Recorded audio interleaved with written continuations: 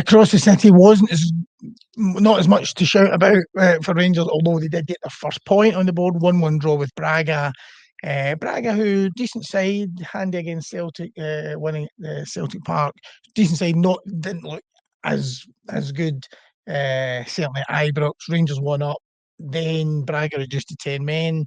You're thinking, right, this is a chance for Rangers to get their first victory. But of course, a comical goal that they conceded. Danny Rohl, after the game, said it was a huge step forward in terms of progress. I mean, do you agree with that? 100% no, but I No? understand why he said it. Right. So he's in this position where Thelwell and Stewart are gone. Mm-hmm.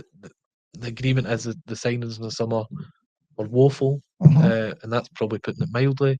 He's still got a massive run, and we spoke about this before, that the fixtures for Rangers they've still got all the big venues to go to. They've still Celtic Park, Tynecastle, they've got a lot to come. Yeah. There is no time now to throw anyone under the bus. No. Really, you have to put a face on it. But I think this is a difficult bit. I always remember that there was a perception when he was hired that all we ask you, Danny, is you tell us the truth and honest. And I don't think he's necessarily lying. It's just No.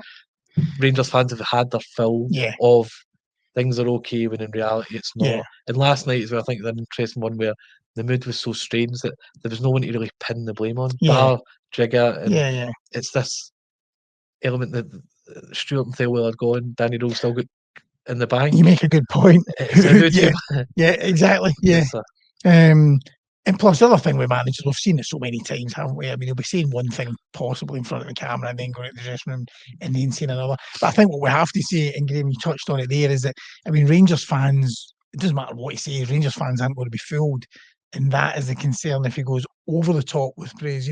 I did see the reaction, it was like he was maybe laying it on a bit too thick in terms of, I see progress. Look, it is progress in terms of the fact, if you look at some of the shambolic displays, Thought that was going to be a different word.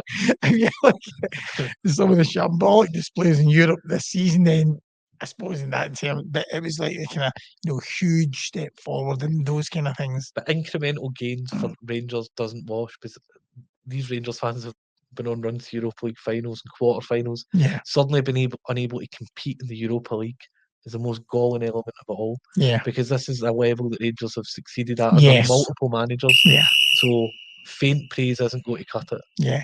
I mean, look, he needs to be cut a bit of slack because you do look at that squad. I mean, that takes us back to the start of the week and why Kevin Thelwell was sacked along with Patrick Stewart, because there's no doubt that squad is an abomination for the money that they spent.